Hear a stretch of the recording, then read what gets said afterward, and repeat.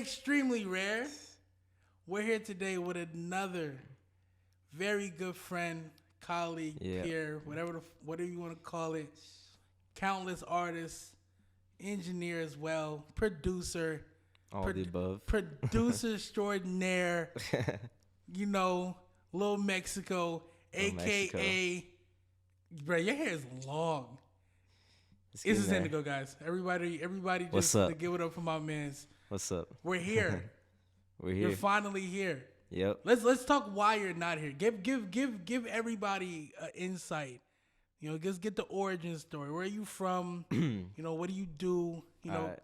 So originally I'm from Caldwell, Idaho. It's this small town in Idaho. Like, I don't really know the population, but it's not like super big, but it's definitely small. Like, you know everyone in high school, or like you know about everyone in high school. So it's like it's very small and stuff. So, you know, there's not really a lot going on out there. So like, live in Idaho. Yeah, exactly. Like there's not really much to do. It's like you just work and live there. So like I didn't want to be like everyone else, and I obviously had like a passion for music and art and shit. So like, you know, I just went for it, and you know, brought me here. I mean, I say this a lot. I'm pretty sure the only person I know that is from Idaho. Like, I don't know anyone that moves to Idaho, and if you do, that's crazy. Yeah. But, you know what I'm saying? I still think, like, that's interesting, though. I mean, let's also I want to also highlight a very important fact that you play the guitar. Yeah, I do. And you play guitar, and first of all, guys, he's a producer, first and foremost, you know what I'm saying? Like, you know what I mean? It's my brother, you know what I'm saying? Me and him gone through a lot of things together, man. We rode in U-Hauls together. And Damn, forgot about that, yeah. You know what I'm saying? With the only person that kept us safe in Miami. Yeah. Because we didn't find a room for 6 hours. Yeah.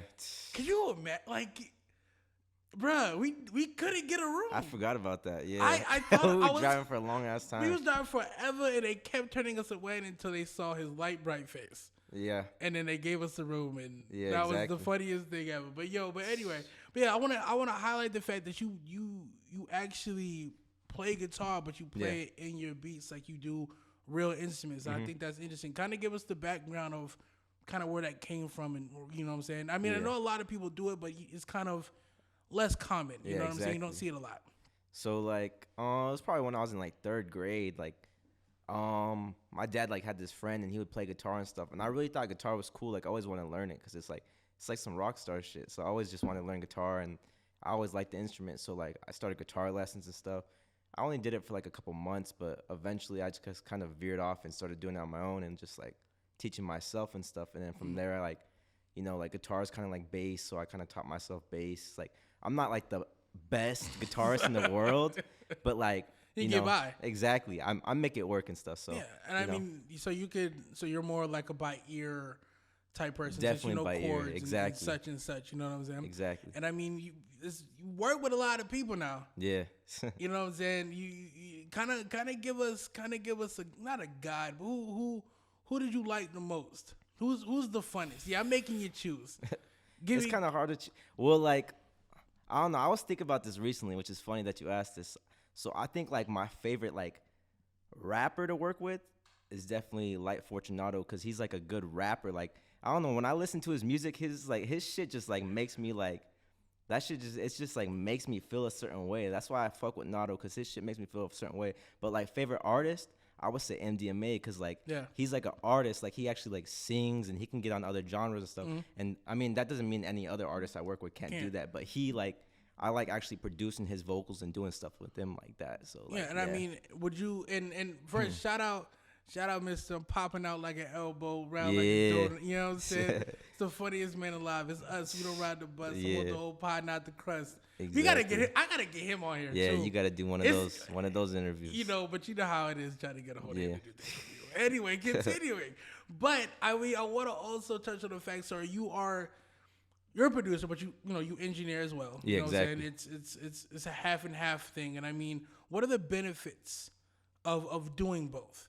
You know, I mean, really, like, you're versatile, and you kind of have the upper hand above a lot of other people, because a lot of artists really want to lock in with producers and people, and they love it when like you can do both, because like they don't have to like be on their phone searching for like a producer or a studio. Like, damn, I have a producer, but I need an engineer. Like, nobody could record me. Like, I'm trying to find an engineer. Like, nah, they can lock in with just you. It's literally just you two, and you guys just build a relationship, build a bond, and just lock in and work. Like, it's a real good like bond for sure. So you just feel like that's the best, kind of like the best way to do it. I mean, Definitely. I'm gonna guess it kind of fell in your lap though, you know, as far Yeah, as how it went. You know what I'm saying? It definitely did. Were you producing first though, or were you mixing and? Nah, I was definitely producing first. The engineering didn't really happen until like, cause I kind of went to school, cause I wanted to get a degree, so I went to school and I was like, yeah, for engineering, recording engineering. So I was like, so when I was in high school, I wanted to do this music shit, right? Yeah. But obviously, I wanted to make it a career, so I was like, okay, I can be a recording engineer and use this degree to get a job. So I went to school to learn recording and Pro Tools and all that. And then right after school, I moved to New York and I got an internship at a studio. And then that's kind of where I was trying to put the recording together for like a job. But I just didn't fuck with the whole internship way. I didn't like working under people. Like I kind of learned how to record and stuff because out there I was doing the internship, and then Emberson was out there with me doing the internship. Shout out. Yeah, shout out Emberson. Yeah. So like he kind of taught me like the recording side because he was doing it more better than me, and he's always like been better at mixing. So like that's what I took from him. So like, you know, I kind of like learned how to engineer through all that through studios and school and stuff. And then I just put it hand in hand. Once I started linking and working more with artists and stuff, I started putting it hand in hand and doing both. And I'm telling them like, oh yeah, I can mix, I can record. Yeah. And once they seen that I could actually back my words up, they started to trust me and like realize they don't really need no studio or anybody else around. It's just us. Yeah, I mean, and it definitely helps with the placements and actually getting work out there. Exactly. You know, and also touching on the fact that you also DJ. Yeah, exactly. That's you're a triple threat. Yeah, you know that's why I like to do it all. I like to definitely do it all because I like to be in the mix. Like I actually like to be like have a purpose in this. Yeah. Like, you know, I like to be there from the start of the process to the end of the process, from like recording and making the song from scratch, making the beat, to performing it live. Like I like being in the whole process. There's no sideline to this. There's no 6-man at all. We're me. all in the game the whole time and limited play time. You know what I'm saying? Exactly. Look at his jacket. You can tell he does. Yeah. You can tell this is all he does. Exactly. I mean, and then even on top of like on top of that, like let's talk about your time in New York, because I know you spent a great deal of time in New York and speaking on Emerson and things of that nature. We're going to get to him as well. For sure. But speak on that, like, because I mean, that had to shape, I know that shaped you a lot. Yeah, it definitely did. Because that's around the time that we met, when you guys are still living out there. Exactly. You know what I'm saying? Like, it was cool. It was like, that was like fresh off me, because I went to school in Florida. So that was fresh off me moving out of Florida. And I literally went back home for like a couple months just to see my family. And then I moved to New York. That shit was kind of tough because I was working like 2 jobs. Like walking dogs. Well, yeah, I was walking dogs and dog sitting. But that shit was cool because I was alone to myself. I would just listen to music and shit. And I was getting paid mad money. And then I would come home for like an hour, literally like an hour and a half, just nap and probably eat like a small meal and then go to the fucking internship for that studio. And like get there like at 7 to 8 o'clock and then leave like at 7, 8 o'clock in the morning. So it was literally like I was barely getting no sleep, like working 2 jobs, but I was still trying to keep it pushing and shit. So it kind of like molded me to be a workhorse and shit. Yeah, but it worked out. Yeah, it definitely did. That's the grind. I mean, a lot of people think that, you know, that 10,000 hours thing is just smoke and mirrors. Like, oh, it's just the same. Exactly. If you're really doing what you need to be doing to get to where you want to be, that 10,000 hours is very important. Exactly. You know what I'm saying? Sleeping is very secondary. Yeah. You know what I'm saying? And then so I'm saying, so you were doing a lot of sessions and stuff in this quad. You was quad, right? Nah, it was this studio called Manhattan Beach.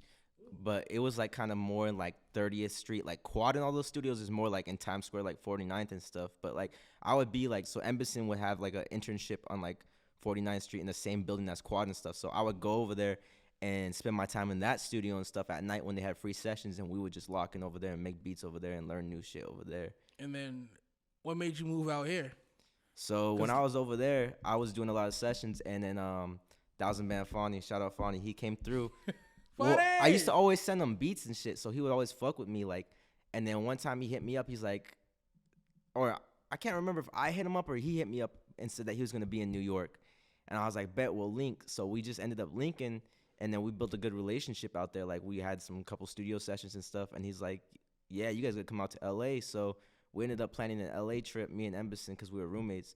And then we came out to L.A. probably like 2 or 3 months after that. we were just working with Fonny again, and then MDMA, because like I had a good relationship with him too.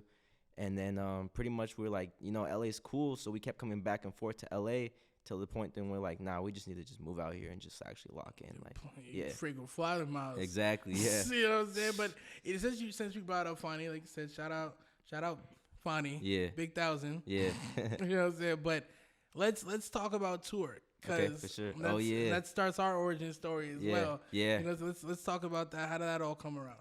So it's funny because when I first actually worked with them in person when I was in New York, and then I told you like we came out to LA and linked with them when we were in LA.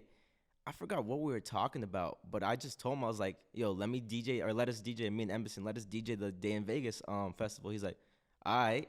He's like, we can do that or something like that. So we did that shit, and then I forgot what happened, but I think he just said like, yeah, y'all boys are gonna go crazy with me on tour or something like that. Like, it's like we never really discussed it. Like, yo, we're going on tour with you. It was just like we just knew we were going on tour. Like both of us, like Embassy and Fonny, like we just had like this like thing. We knew we were gonna go on tour. So we're like, all right. So like it just kind of happened, you know. It was crazy.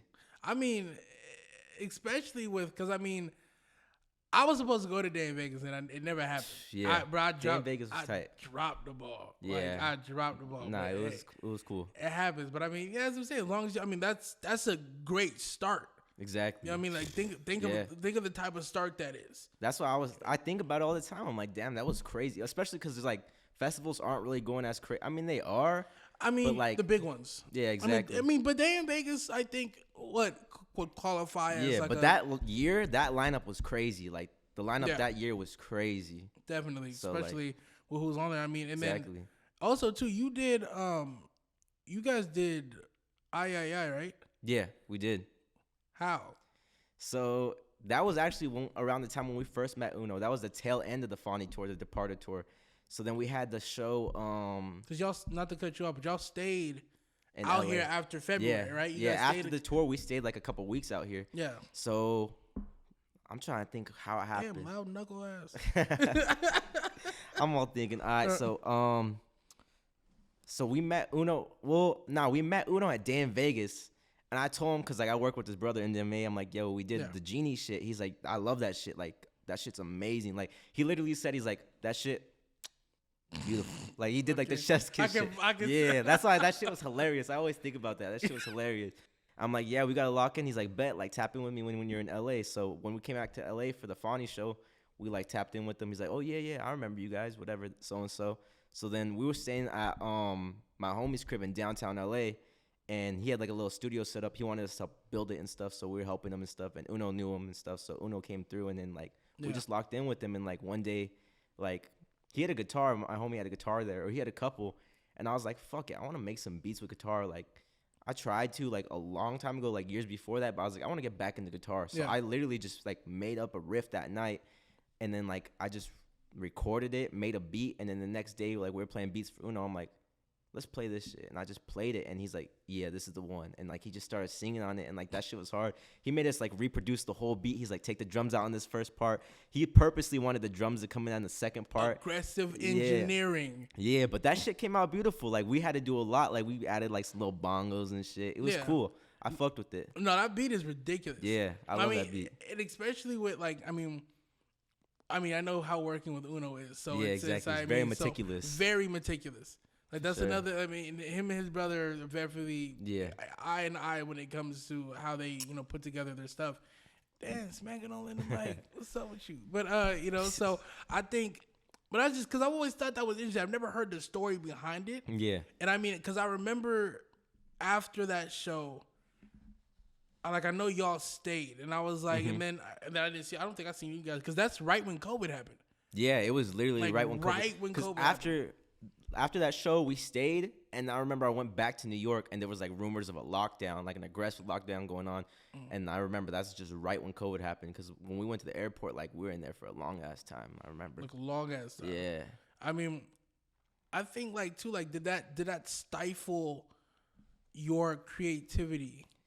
Having to sit in the house because as far as we know, yeah, working in studios and with people is usually, you know, exactly the first thing. You know what I'm saying? I don't think as long as I've known y'all, I've never seen you guys make beats without being in the studio. True. Like with somebody with intent. You guys just always have beats, and I don't know when you guys do it. Yeah. Ever.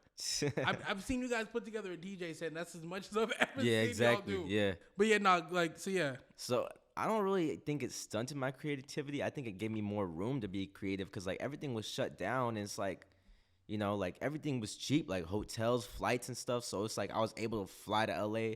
Like because of COVID, you wasn't staying inside. Yeah, exactly. Because of COVID, I was able to move to LA because everything was so cheap and shit. So like, you know, like, and it just made me lock in like more and spend more time inside and like make beats on the computer and shit. Like, yeah, like actually get more of a feel. I mean, yeah. And then especially, you know, what you guys got coming out like as of recent, or not recently, but as of coming up. I know this will come out before. I mean, after the shit, but I know you guys work closely with Destroy and you know, and stuff like that. And I mean, even with that relationship, that's very interesting because the songs you guys have come out are very, I would say, different. They don't really sound like what he usually would make. So I mean, it's like you guys kind of add like that type of different flavor to it. Like you guys know it's your guys' stuff even before the tag and stuff like that.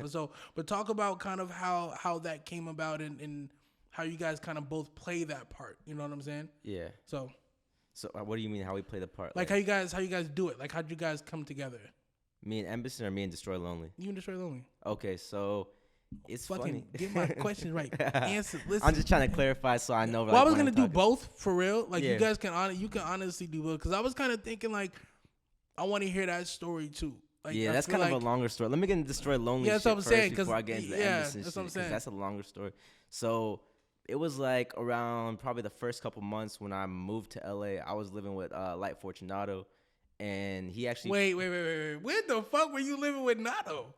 Probably in like October. So I moved to LA in like August. I can't remember the year. I think it was like this won't be in here. At what house?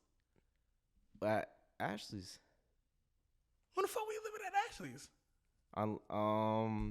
Bro, I forgot the address, bro. No, not Limp. Right after Limp. Bro. Right after Limp.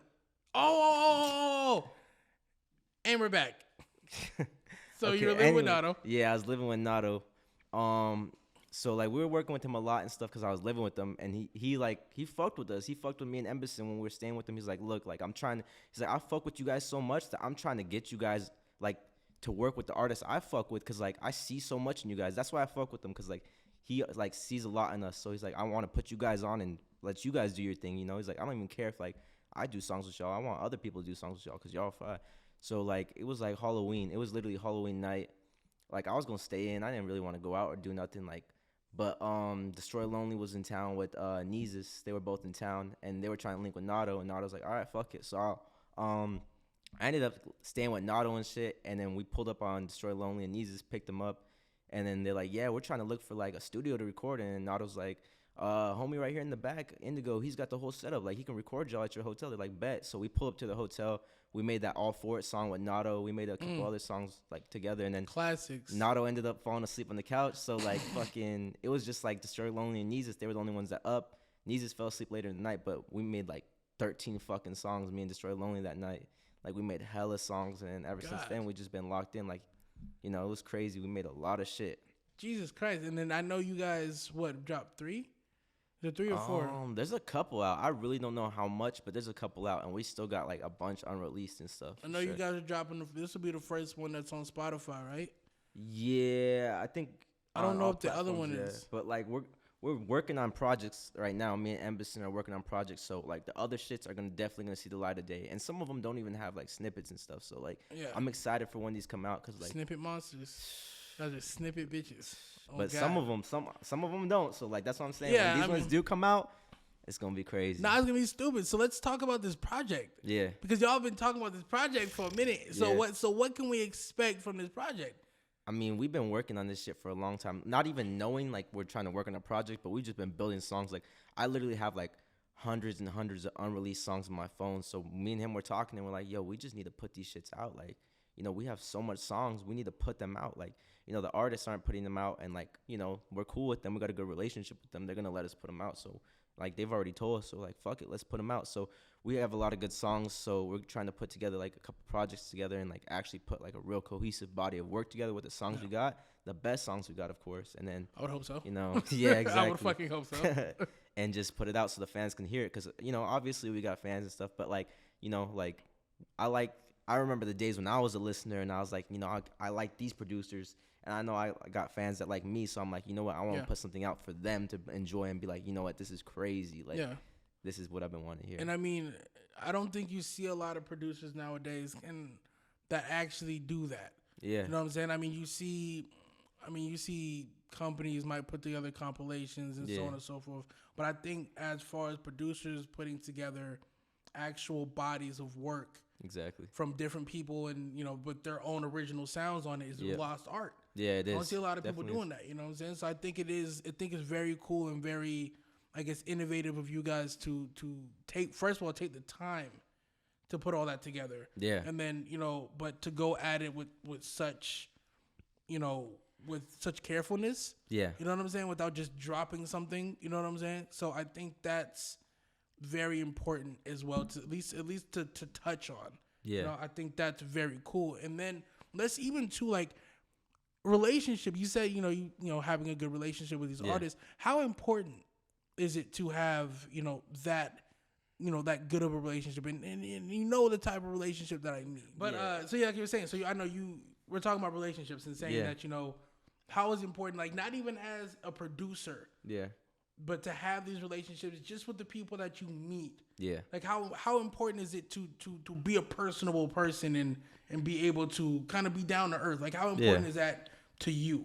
Yeah. So like I was saying, like I was talking to my brother the other day, because I talked to him about like my music shit. I talked to him about all this stuff going on, and I was like, it's definitely important to like be a cool person. Like I notice when I'm around people, not even like artists I'm working with or whatever, I don't want to be around somebody that's just acting weird or just acting like they want to take pictures like of me, or like fanning out of a whole bunch of shit. Like, I'm very meticulous with who I keep around me and stuff. So it's like, artists are the same way. Like they want you to be cool. Like they want somebody they can connect with and be friends with and stuff. That's why like I have these good relationships with artists, because like we're not just like like obviously we put business first, but we're also friends. Like we go out, we go shopping, like we work on music, we watch like movies and shit. Like we do a bunch of cool shit together. We play games and stuff. Like we're actual friends. Like we're actual cool people to be around. Like, I'm not like no dweeb and like no loser or no fan. And like, nah, I'm like a cool person. Like, And so.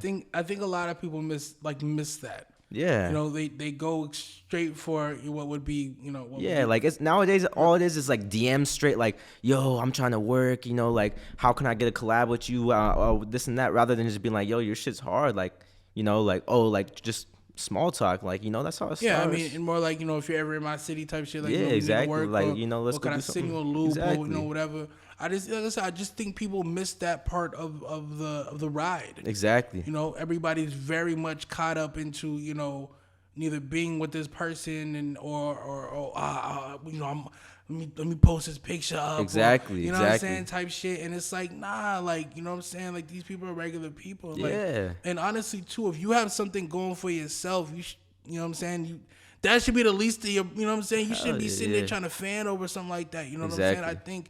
I think if everybody kind of stayed in their respective lanes, and I mean, if you're going to work with somebody, work with them and, you know what I'm saying, and treat them like people, I think that's very important. You know what I'm saying? Definitely is. And just not worry about what other people are going to see at you, know what I'm saying? Nah, shit. Like, I mean, I always think that's like really weird, like, and I mean, that also kind of, pushes us in the direction of like, like the relationship with Nato. Like, yeah, exactly. Like, I can say Nato is probably one of the most down to earth people that I've ever met with everything that we do. Exactly. And the fact that you guys are living with him and so on and so forth, and seeing his growth. Exactly. You know what I'm saying? Because we all know that Public Secrets was one of the best albums ever. You know what I'm saying? Yeah, that shit was fun. And I mean, you guys recorded. I know you guys recorded and mixed the whole thing pretty much. I mean, you guys did half the project, if I'm not mistaken. Exactly. And that's why, too, I was so excited to see that y'all dropped Ooh Damn. Yeah. On Life of Bro, a that song's like Boy. 2 years old. Song's old. Yeah, but that shit's hard. I love that song. No, and Run This Town. And yeah. I was telling him he needed to drop. And we can't say that on air. But yeah, he just, you know what I'm saying? Just shit like that. So yeah, like, kind of talk about how y'all ended up kind of like linking up and having such a close bond with him, you know? Yeah, that's funny because like, okay, so it was literally like before I went on tour with Fonny. It's funny because it's like, this happens with everyone. Like literally everyone I tell, like I had a girlfriend at the time. I told her, I was like, I used to always tell her, like, I'm trying to work with so-and-so. Like, he's hard. Like, I fuck with this music. I'm trying to work with so-and-so. I would literally work with them. And she would always tell me, like, you literally get everything you want. Like, she told me that, like, you literally get everything you want. But, like, I remember I was on IG one time, and Nato had the snippet of, like, him over a Marcus Basquiat beat. And it was, like, it was hard. I was like, what the fuck? Side note. Yeah. Nato is the snippet god. Exactly. He really is. He will snippet you to death and then never drop the song and then drop it 3 years later. Exactly. Anyway, continue. I'm sorry. So he had the snippet on the Marcus Basquiat beat, and I was like, yo, this shit's hard. Like, the only person I heard doing those beats at the time was, like, Lucky. So when I heard him do that, I was like, what the fuck? This shit's crazy. And it was hard. Like, I think he had, like, some crazy, like, graphics to it. It was before, what's that one project he has? The one with the Tesla rolling on it? Yeah. It's fuck. I don't know the name of that album. I just forgot it. I can see the album art. Yeah, it's the skull. But it was before that shit came out. He had that snippet, and I was like, this shit's crazy. I was like, I'm trying to work with him. So blah blah blah. We went on tour with Fonny. I gotta look. Yeah, you gotta figure it out. Yeah. So we was on tour with Fonny, and I heard that the song that he had with Uno. Down Bad Paradise. That's what it was. Yes. That's what it was. Yes. So we was on tour with Fonny, and I heard the song that he had with Uno, Enjoyable Nights, and I was like, this shit's crazy. What? Like, that shit just blew my mind. And then, like, it's just crazy because everything just, like, lines up. It's always like that in my life. It's weird. So at the end of the tour, right, we go to the LA show.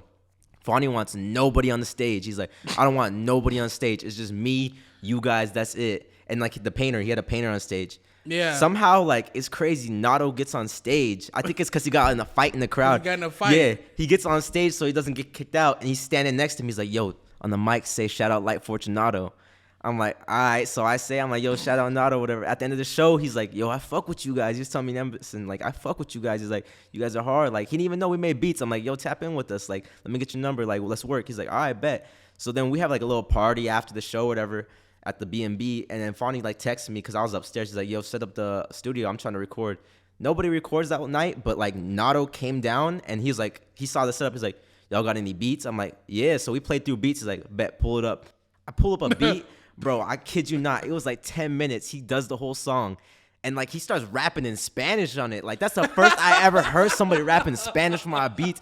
He's like, I can't even remember what he said, but he's like, da-da-da-da. And it stops. Like, he, like, does it so quick. Like, you have to be quick with them as an engineer. Like, he made me a quicker engineer because, like, I would do it slow back then. So he'd be like, da-da-da. I'm like, let's move it. He'd be sitting there waiting for me. Da-da-da-da. Like, bro, it was crazy. And, like, ever since then, we've just been locked in. Like, right after that, I went back to New York, and he's from New York, so he was in New York, too. So, like, I told him, like, I'm out here. He's like, bet, pull up to the studio. And, like, I would just pull up to the studio and lock in with him for, like, 2 weeks. And that's when we made Ooh Damn and, like, hella shit. Like, we was just staying up all night in the studio. I remember all those phone calls. Well, you know, it's funny because I met Nato at the end of that show. He was trying to get into the Sprinter bus. Yeah, and Fonny was like, only girls in Sprinter bus. Yeah, exactly. And I was standing next to him, and then all of a sudden, he's at the top of the bus talking about, bro, come on. You know what I'm saying? Yeah, whatever. But I met him then, and I listened to his music because of Miami. Yeah, exactly. Because Miami was showing me stuff and whatever, and then I think I met him a year. We ended up working a year after that or some shit like that. But I mean, I think, and that's funny. Them songs would have been like still like almost a year old. Yeah. Or some shit like that. But still, like, I think it's very important. Like, that's people like that for sure. Mm-hmm. You know what I'm saying? Or definitely special people. You know what I'm saying? Exactly. You don't meet a lot of them. Yeah, it's weird because every artist I work with, it's like that. Like, I meet them in some weird type of way, but it's like I've been wanting to work with them, and I meet them, and then we just build this cool relationship. Because you're outside. Yeah, exactly. That's another thing about the relationship shit. Like, these producers now don't be outside. They don't go outside. Like, they sit at home, make beats, and send them. Like, that shit's boring. Like, you know how many I've been in sessions where these artists open producers beats and they just skip through them. Like, they'll probably open one, but like they end up turning to me like, yo, you got any beats? And I'll play like a couple. Like, they don't skip through mine. I'll play a couple, and they're like, yeah, that shit's hard. Pull that up, and they end up fucking with me. But it's because like you pull up and like they build a real relationship with you. They fuck with you. They see you. Like, they don't have to just play your beat. Like, they don't know who you are. And like I was, because you was in here when you know what I'm saying, we was talking about what's his name. And I was like, yeah, it's more like quick shit. If you have beats that are already there, they're gonna be quick. You know what I'm saying? Exactly. Like, yeah, pull this one up. Let's see. You know what I'm saying, or whatever the case is. But again, this refers back to I think more engineers should be multifaceted. Exactly. You know what I'm saying? You don't just want to be an engineer the whole time, and and all the engineers that we've run into over the years. I mean, it probably would have did them some good. You know what I'm saying? To be multifaceted in that sense, multidisciplinary. But I think like it also too boils down to showing that like you have the grind to do what you're doing. Exactly. I'm immensely proud, to call you guys my friends, because you guys are doing your thing. Like, like I said, we've been in situations to where it's like, look, man, I don't know too many people that's gonna be able to hold. I'll be thinking the same thing, man. And just to share it before we run out of time here. But me and I'll tell it on this one. I won't tell it on Austin's, but fucking Emerson's. But regardless. I'll cut it out. But yeah, you know what I'm saying? But we were supposed to go on tour with for Uno's little shit. Yeah, Miami. Yeah, from Miami. It was Miami or Orlando, right? Yeah. And then the way we arranged the flights, I missed the flight. I had to go through the worst flight of my life. This bro was already at the airport for like 3 hours waiting because I was still on the plane. And then we get there, there's no rental cars. None. And we have to Uber and walk and all types of shit. And then we had to get and then we decided we really should have flown. Like, realistically. It was about the same price. It was about the same price. And I just remember, no, we not doing that. We'll drive. And so we had to finesse a U-Haul and all types of shit. And then we got to the show, though. Yeah. You know what I mean? The show was lit, too. It was a great show. I don't think I've ever, the 10,000 hours. I didn't sleep. That was I barely slept too. I remember probably an hour. Remember, because we got to the hotel. We got to the hotel at 6. Yeah. But she wanted us out at 11. Yeah. And no one. I told you when we got to that room, we're fighting if they try to kick us out. I'm with it. So it was just one of those things where it was like those type of moments, bro, are very special to me. Yeah, definitely. You know what I'm saying? Because you can't really redo those type of things. You know what I'm saying? Yeah, exactly. You got to. You know what I'm saying? But I say that to say, I appreciate you for coming on here and speaking with me. I appreciate you too, bro. You know what I mean? I hope everybody please come fuck with my boy. You know what I'm saying? This is a great guy here, and he does a lot of your favorite stuff. I hope, you know what I'm saying, everybody turn the eye to him. Thank you for coming on Extremely Rare, my thank you for having me. I appreciate you. Yeah, I appreciate so you too, brother. You know what I'm saying? All right. Indigo.